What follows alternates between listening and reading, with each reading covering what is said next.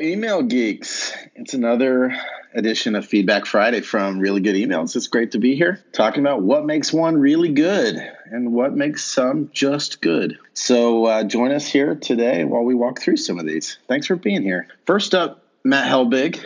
It's good to have you on this with me and me to have it. Oh, I'm just going to stop talking. Yeah, you shared this one. I think it's pretty well designed. It has some pretty imagery in the first half. Yeah, man, that sure does really work well, doesn't it? And the typography's gorgeous. I think we're sounding like a broken record, but I think we have to just put the all image drop in real fast at the beginning because this is another all image email. Yeah, that's kind of a tough one, isn't it? And it's seeing this great typography, but look at that. That's all one big image, man. That doesn't need to be the case. And again, just kind of bringing this up. One, not helpful for people who are sight impaired. And that's a big deal. A lot of people like to think that it's not, but here's the real issue behind it. If you don't care about other people in general, is you're going to get sued. This happened to Target and man, they got hit hard. And now, there's a lot more legal impetus to get, at least like a AA accessibility rating.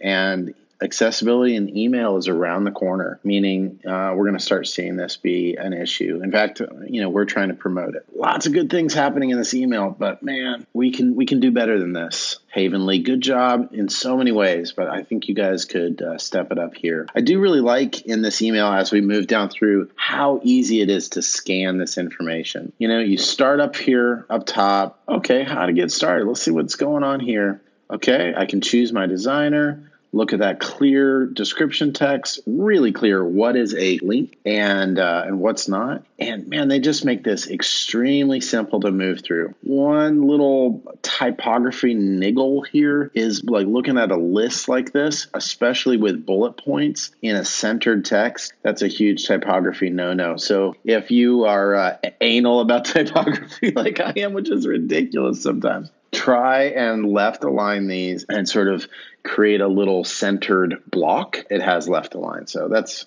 me being super picky, but that is something to think about. But man, look at this nice big CTA, really clear. The only thing that I would say about a CTA like this is this CTA is the same color as this huge banner. It does say button, but this kind of says button too. So, what could they do to improve that? I guess my thought would be maybe a unique color, it's hard to say with their style guide or their brand guidelines. But if they're going to make this their CTA, then I would change the color of this so that really stands out and becomes very clear that it's a button. But man, look at the nice grid, nice clear typography. I want everybody to pay attention here. Notice almost no legal text. Awesome.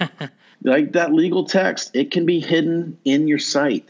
There is good precedent for that. And when your legal team says, no, we need to get it in the email, man, fight back against that stuff. It is not necessary. There's lots of good examples where you can put your legal on your site. People just need to be able to have access to that. I am not a lawyer, so don't take my advice for it. I don't know, man. That's what I'm thinking about.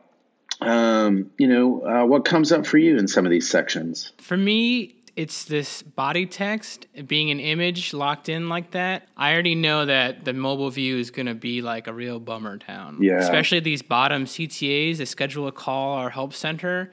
Those are not going to scale super well. A lot of this email could be live text, and they could really work on a really nice mobile first email, pretty much ready to go. They just need to code it maybe just a little differently, spend a little bit more time. Yeah. I think too, whenever you see a screenshot in an email, it could be animated a lot of the times. Even if you're just having someone pretend to click on the Book Michelle button or something like that in that choose your designer thing and have someone kind of click on it, I think that just brings someone's eyes down into the email and shows that what's the next step. Do we agree that this is a really good onboarding email, and where you're going to click, is that clear where you're going to go? Or Yeah, so I got this email after signing up for Havenly and kind of wanted to see what they were all about. Love their design aesthetic, man. They kill it at this. And I thought, okay, so I get this, and I think it makes sense. I see what I need to do. And I can, one thing I like here is I can follow up from this and go to the site, right? And I can find a designer via call if I want. I think it makes sense. I think I probably would put the CTA, either repeat it or somehow get it up higher. So I'm ready to begin, and I have to go through quite a lot to get there, right? So what if it was like, read these 3 steps or just get started? For sure. That might be a nice way to get people engaged. That said, I'm noticing you can see this is a link here. And so that probably gets me started just by clicking on something here. I think one other beneficial thing, they really do kind of push throughout the entire email to, get in contact with our team or contact our support team or something like that. And I think a lot of the times emails might not have that included and people are kind of lost. So I think that really shows that this brand's listening, and you can definitely jump on, schedule a call or, email someone if you have any questions, which I think is a really positive thing to include with almost every one of your emails. And I think there's a strong pattern being developed, throughout the web and throughout emails, which is in your footer is to provide, essentially kind of a sitemap or, some navigation to let people know how to get where they need to go. And what's cool is when this is not an image, but is actual text, then you're actually able to be more dynamic with that information and change it out. So one of the things that also is a problem with all image emails is this can't be multivariate. It's difficult to change it.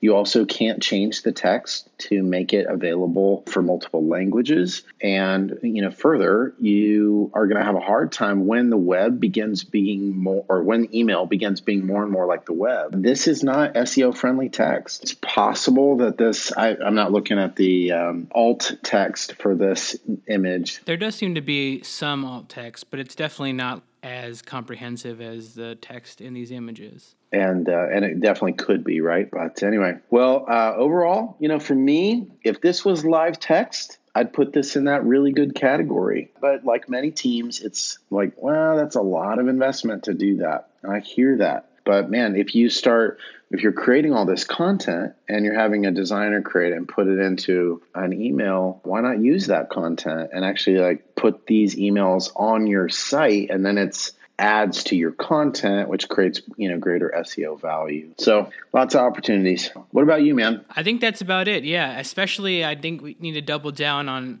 these kinds of emails, especially looking at onboarding emails. Mm-hmm. This is the first time that you're contacting a customer most of the times. And this is kind of the make or break situation. So spending time on these emails and A/B testing things and see what's working over time is definitely worth the investment. All right. Well, we'll see you next week, everybody. Have a fantastic week. Bye.